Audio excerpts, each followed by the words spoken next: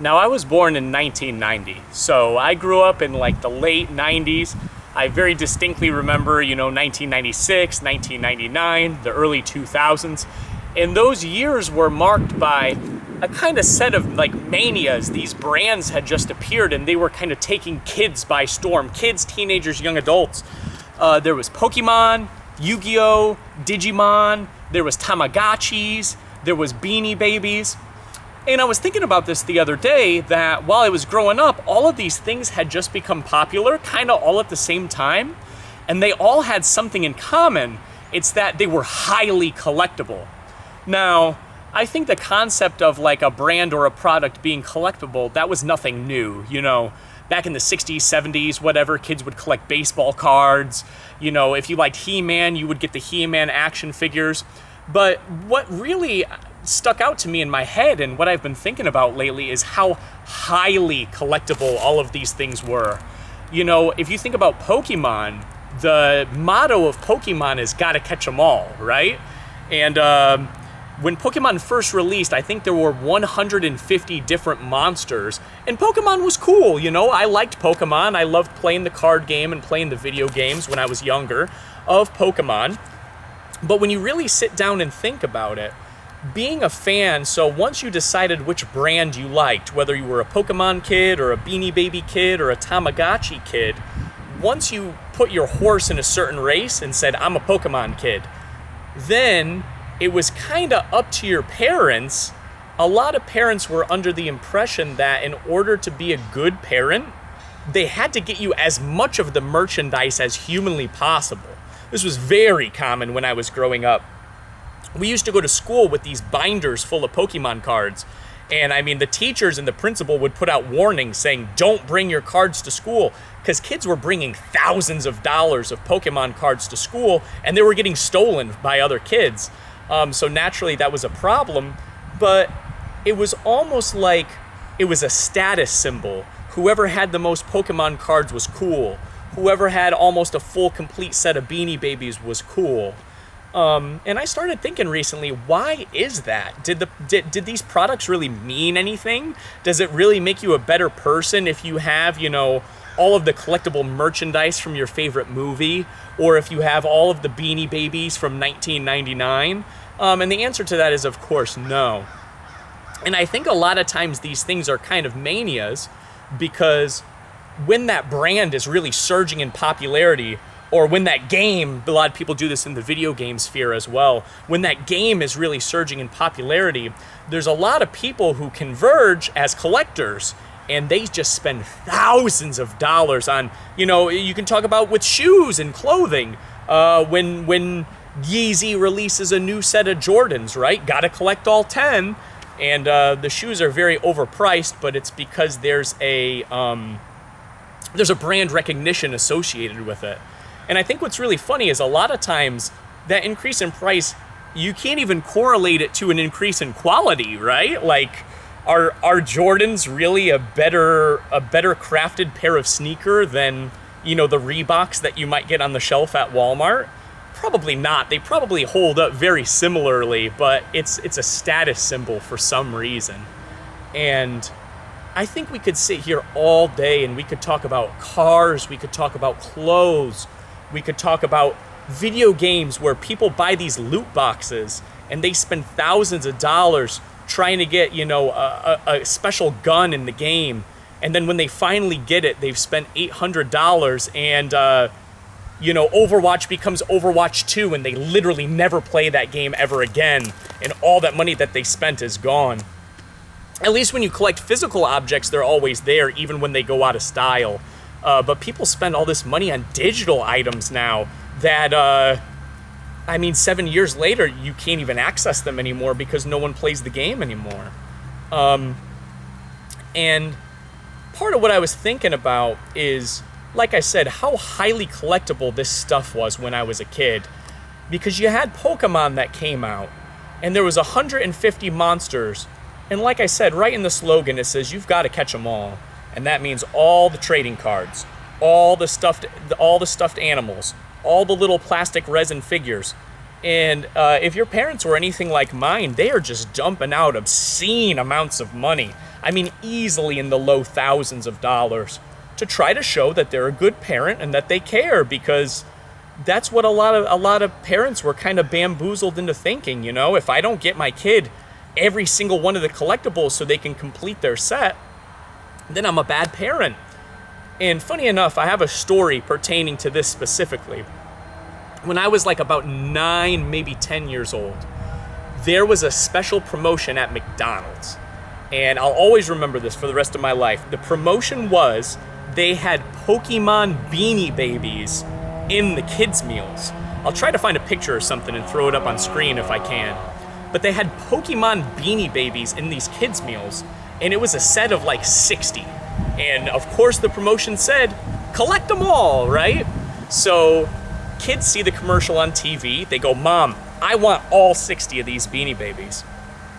The kicker to all of this was, when you went through the drive-thru at McDonald's and bought a Happy Meal, which Beanie Baby you got was random. So it's not like 60 Happy Meals, which is a ton of Happy Meals, right? It's a disgusting amount of Happy Meals. But it's not like 60 Happy Meals would get you the full set. You would have to buy hundreds of Happy Meals because you'd end up with a lot of duplicates. And so my mother started getting for lunch 2 Happy Meals a day because she loved me, she cared about me, she wanted me to be happy. She started getting 2 Happy Meals a day to get me these Pokemon Beanie Babies. And then when it was heard that the promotion was coming to an end, she actually started reaching out to her coworkers and friends and asking them if they would get Happy Meals from McDonald's. So she became a brand ambassador unwittingly for McDonald's, because she was having all her coworkers from work, all of her friends buy Happy Meals and give her the toy. And I think I ended up with like half of them or something, in a lot of duplicates. But she basically became an ambassador for McDonald's because she loved me, because she cared and she wanted me to be happy.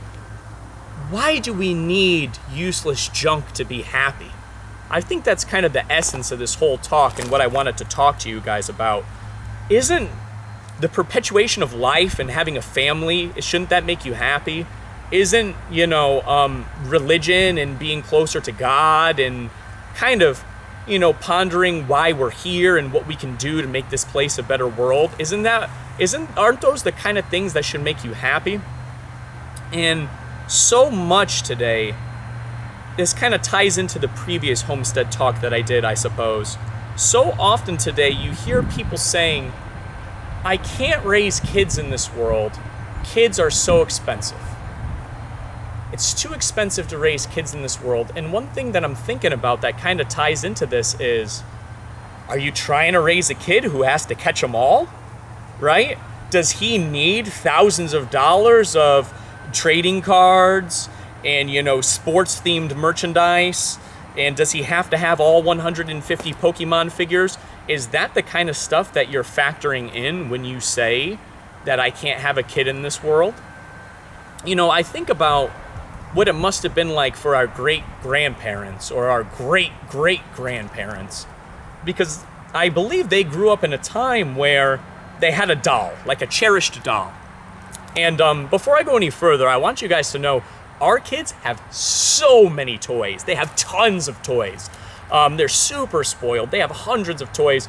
But I really do sit and think a lot of times, and I say, are they really getting a diminished joy? Is there like a diminishing return to how much you can appreciate something if you just have so much? And it's something that I think about a lot. But our kids are super spoiled. They have tons of toys. I think about, for our great-grandparents or our great-great-grandparents, what it must have been like. They had like 4 toys, right? And they grow up and they have a doll, and it's their childhood doll. And I'm sure if you've ever been to an elderly loved one's home, you've probably seen this. That doll is on a shelf somewhere, like in a special room, maybe like the dining room or the sitting room, and they go, yeah, that's my childhood doll, that I grew up, I used to play mom, or I used to play hospital, and that's my doll, and I'll always cherish and love that doll. It's not that it's bad to own things, but why did owning things become the end goal? And especially useless junk. Like a replica sword of your favorite video game character that costs $800. Why? You know, why? For what reason? I don't know. I think we've been distracted in a lot of ways, and I think that this has been going on for quite some time, decades for sure. Is there a correlation? You know, again, look back to my previous Homestead Talks video about the changing morals and the changing values. Is there a changing value? A lot of people take pride and they derive social status from automobiles. I mean, look at Teslas. When I see, and no offense if anyone in the chat has a Tesla or anyone watching this video has a Tesla, they're probably nice cars, but whenever I see a Tesla, I just instinctually think, like, this person thinks they're cool. Like, that's the first thing that I think. I'm like, this person thinks that they're cool. I don't think it's cool at all. I really don't, you know. Why is it cool to spend a lot of money on a pair of shoes that does the same thing as a cheaper pair? Why is it cool to spend a lot of money on an automobile that does the same thing as a more inexpensive automobile? Why is it cool to spend a lot of money on a set of 150 Pokemon trading cards that 5 years from now, maybe one will have increased in value, but the rest nobody care about? I don't know. And like I've been hitting on over and over, I think it does tie into our changing values somehow. I think a lot of people do put this into the equation when they think about having children, that they would just need to buy them so many toys and they can't afford it. But, you know, people used to get by with much less. I'm not encouraging poverty. I'm not saying to have kids that you can't afford to clothe. I'm not saying to have kids that you can't afford to feed. I'm not saying to have kids that you can't afford to give them a few toys, but I don't think they really need this much stuff. And I don't think adults need this much stuff either. I think people have really gone into a form of escapism when it comes to these products, and they really derive a lot of their value and self-worth from, you know, having stuff that won't even be around 20 years from now. In this world, there's a lot of things that last forever, and there's some things that are, you know, they're material. They only last for a certain amount of time. And it'd be nice if people could start remembering that and start appreciating the things that last forever, and maybe not looking so much at the things that only last for a certain amount of time. Guys, I think I'm going to wrap that up. I have no idea how long this video was, but however long it was, I hope you enjoy it. If you haven't seen my previous Homestead Talk video, I'll throw up a link on the screen. You can go ahead and check that out. We talked about changing values and the disappearance of the family, the lowering of birth rates. So I'll go ahead and throw a link to that up. And if you're not subscribed, consider subscribing, guys. Wherever you are, folks, God bless you. I hope you start thinking about things a little bit differently, trying to, you know, get back to what really matters in life, and maybe even thinking about living a little bit more sustainably and being a little bit more self-reliant. I'm Justin from Florida Homestead, and I wish you a great rest of your day. God bless everyone. Take care. Bye-bye.